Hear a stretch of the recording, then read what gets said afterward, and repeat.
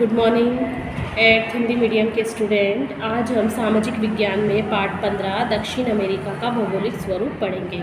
इसमें हम देखेंगे कि इसकी स्थिति और विस्तार कैसा है, इसकी धरातलीय बनावट क्या है और यहाँ की जलवायु किस प्रकार से यहाँ की वनस्पति और जीव जंतु को प्रभावित करती है। इसके पहले वाले भाग में, इसके पहले वाले पार्ट में हमने उत्तरी अमेरिका के बारे में पढ़ा था, उसके भौगोलिक स्वरूप और आर्थिक स्वरूप के बारे में। इसके अंतर्गत हम पढ़ेंगे दक्षिणी अमेरिका के बारे में। तो इसकी स्थिति और विस्तार देखते हैं। सबसे पहले कि संसार के मानचित्र में जब हम देखते हैं तो दक्षिणी अमेरिका उत्तर अमेरिका महाद्वीप के दक्षिण में और उससे जुड़ा हुआ है। क्षेत्रफल की दृष्टि से देखा जाए तो यह संसार का चौथा सबसे बड़ा महाद्वीप है और लगभग इसका इतना वर्ग किलोमीटर है और 12 डिग्री उत्तरी अक्षांश में 55 डिग्री दक्षिणी अक्षांश तक ये फैला हुआ है, जबकि 35 डिग्री पश्चिमी देशांतर से 81 डिग्री पश्चिमी देशांतर के बीच स्थित है। तो यह महाद्वीप उत्तर से दक्षिण तक लगभग 6,640 और पश्चिम में से पूरब यानी 5,150 किलोमीटर तक फैला हुआ है। इसका क्षेत्रफल लगभग कितना है? 1,75,40,000 ये इसका क्षेत्रफल है।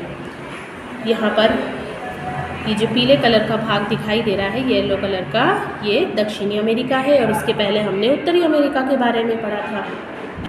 जब हम दक्षिणी अमेरिका का राजनीतिक मानचित्र देखते हैं तो क्या देखते हैं कि महाद्वीप के पश्चिम में प्रशांत महासागर है, पूर्व में अटलांटिक महासागर और उत्तर में कैरेबियन सागर है, जैसा कि यहाँ पर चित्र में दर्शाया गया है। महाद्वीप के दक्षिणी छोर पर प्रशांत और अटलांटिक महासागर मिलते हैं। महाद्वीप का उत्तर पश्चिमी भाग पहले उत्तर अमेरिका के पनामा देश के स्थल द्वारा जुड़ा हुआ था, जिसे बाद में पनामा नहर बनाकर अलग कर दिया गया। पनामा नहर बनने के पूर्व दक्षिणी अमेरिका के उत्तरी भाग में स्थित कोलंबिया के उत्तरी समुद्र तट से पश्चिमी समुद्र तट तक जलमार्ग से आने के लिए हजारों किलोमीटर का चक्कर लगाना पड़ता था। महाद्वीप का अधिकांश भाग विषुवत रेखा के दक्षिण में अर्थात दक्षिणी गोलार्ध में फैला है। अब आता है धरातलीय बनावट। इसकी धरातलीय बनावट को 4 भागों में बांटा गया है: पश्चिमी तटीय पट्टी, पश्चिमी पर्वतमाला, मध्यवर्ती मैदान और पूर्वी उच्च भूमि। सबसे पहले हम पढ़ेंगे पश्चिमी तटीय पट्टी।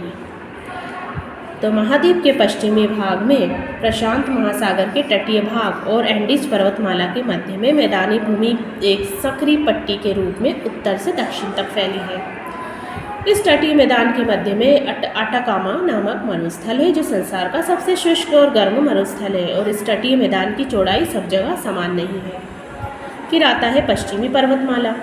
तो जब हम मानचित्र में देखते हैं तो इसकी तटीय मैदानी पट्टी के समांतर पूर्व में पर्वत और पहाड़ियों की एक लंबी सी श्रृंखला हमें दिखाई देती है और संसार के सबसे लंबी एंडीज पर्वतमाला भी यहीं पर स्थित है। महाद्वीप के उत्तर में कैरेबियन सागर से शुरू होकर महाद्वीप के दक्षिण छोर तक यह फैली हुई है। 7,250 किलोमीटर है इसकी लंबाई, इसलिए मध्य में पर्वत की चौड़ी सबसे अधिक है यह। तो हिमालय पर्वत के बाद एंडीज पर्वतमाला संसार में सबसे ऊंची पर्वतमाला मानी जाती है। पृथ्वी निर्माण के इतिहास में ये नवीन वलित पर्वत के नाम से जाना जाता है।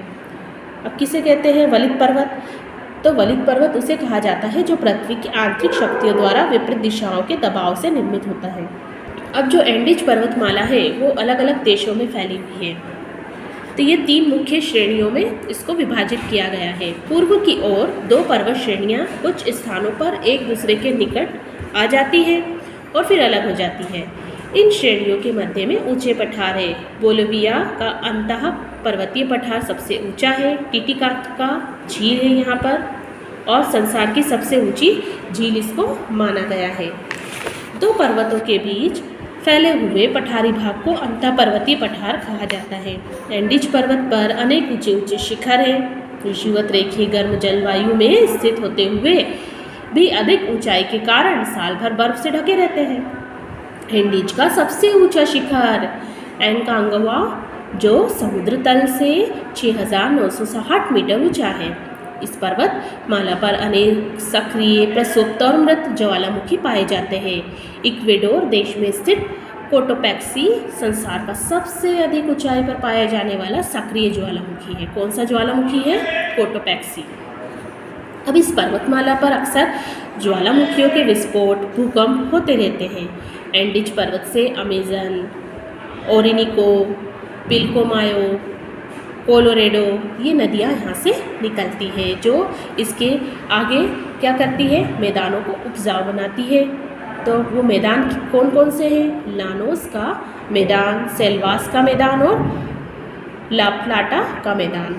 लानोस का मैदान सबसे पहले पढ़ेंगे हम कि महाद्वीप के उत्तर में लानोस का मैदान ओरिनिको और उसकी सहायक नदियों से बना है। मैदान गुआना के पठार के उत्तर में स्थित है। ओरिनिको नदी संसार का सबसे ऊंचा यहाँ पर क्या है? एंजिल जलप्रपात है, जिसकी ऊंचाई है 979 मीटर। सेल्वास का मैदान अब ये अमेजन नदियों से बना है, उसकी सहायक नदियों से बना है और ये ब्राज़ील की उच्च भूमि के उत्तर में स्थित है। अमेजन नदी संसार की दूसरी सबसे लंबी नदी है और जिसकी लंबाई कितनी है? 6440 किलोमीटर।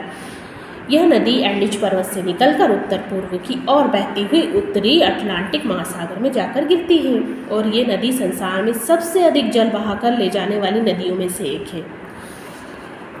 ला प्लाटा का मैदान तीसरा जो मैदानी भाग है वो ब्राज़ील की उच्च भूमि यानी दक्षिण पश्चिम में है।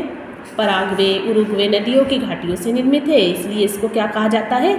ला प्लाटा बेसिन। अब पूर्वी उच्च भूमि 3 पठारी भाग है इसके।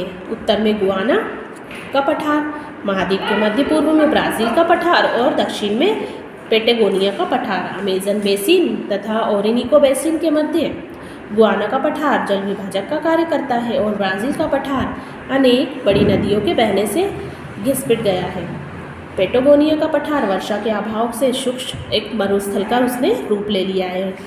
पठारी भाग और एंडीज पर्वत से ये बहुत पुराने माने जाते हैं और इन 3 पठारों में ब्राज़ील का पठार सबसे बड़ा है। अब आता है निकट होने के कारण जलवायु विषुवत ये है और यहाँ पर वर्षा कैसी होती है? संवान वही वर्षा होती है और लगभग कैसी? 100 से 200 सेंटीमीटर वर्षा होती है। महाद्वीप के मध्यवर्ती भाग दक्षिण ब्राज़ील, पराग्वे, अर्जेंटीना या निम्न भूमि प्रदान करते हैं और ग्रीष्म ऋतु में 50 से 100 सेंटीमीटर के लगभग यहाँ पर वर्षा होती है और शीत ऋतु बहुत ही ज़्यादा शुष्क रहती है। पेरू और चिली में अटाकामा मरुस्थल की जलवायु बहुत ही गर्म है और शुष्क है और यहाँ वर्षा नाम मात्र की होती है या कभी कभार होती है। मध्य चिली की जलवायु भूमध्य सागरीय है और 100 सेंटीमीटर से अधिक वर्षा यहाँ पर होती है। गर्मियाँ हमेशा शुष्क रहती है। पम्पास के मैदान के दक्षिण में एंडीज पर्वत के पूर्वी भाग में पेटागोनिया का मरुस्थल शीत और शुष्क जलवायु वाला वृष्टि छाया प्रदेश है। एंडीज पर्वत के पश्चिम भाग में पछुआ पवनों और पर्याप्त वर्षा होती है। ये भी कैसा इलाका है? शुष्क इलाका है और यहाँ वृष्टि छाया प्रदेश में आता है। ये भी वनस्पति और जीव जंतु किस प्रकार के हैं? तो वनों और जीव जंतुओं की विविधता की दृष्टि से देखा जाए तो दक्षिणी अमेरिका में बहुत समृद्ध एक महाद्वीप माना गया है। अमेजन बेसिन में संसार का सबसे बड़ा वर्षावन क्षेत्र है। ये कैसा है? उष्ण और आर्द्र जलवायु वाला है और यहाँ पर संवानहीन वर्षा होती है और ये बहुत सघन है। उष्णकटिबंधीय वन पाए जाते हैं। यहाँ पर 44,000 प्रजातियों के पेड़ मिलते हैं और ये क्या है? सेल्वास के वन है। अधिक वर्षा के कारण भूमि दलदली है और वनों में सघनता पाई जाती है।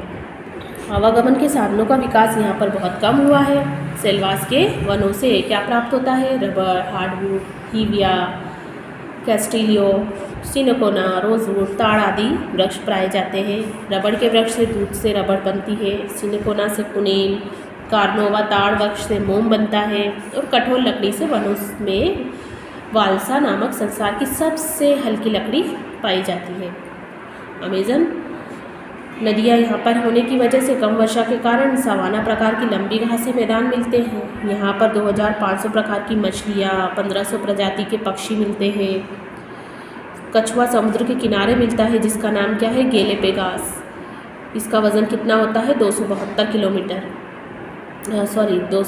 किलोग्राम। और एनाकोंडा नामक अजगर भी यहीं पाया जाता है और जिसकी लंबाई कितनी है? 10 मीटर। मकड़ा नामक बंदर, गिलहरी बंदर, इसमें अलग अलग किस्मों के होते हैं। दलदली हिरण, दराई घोड़ा, चिंपैंजी, मगरमच्छ यहाँ के विशेष जानवरों में आते हैं।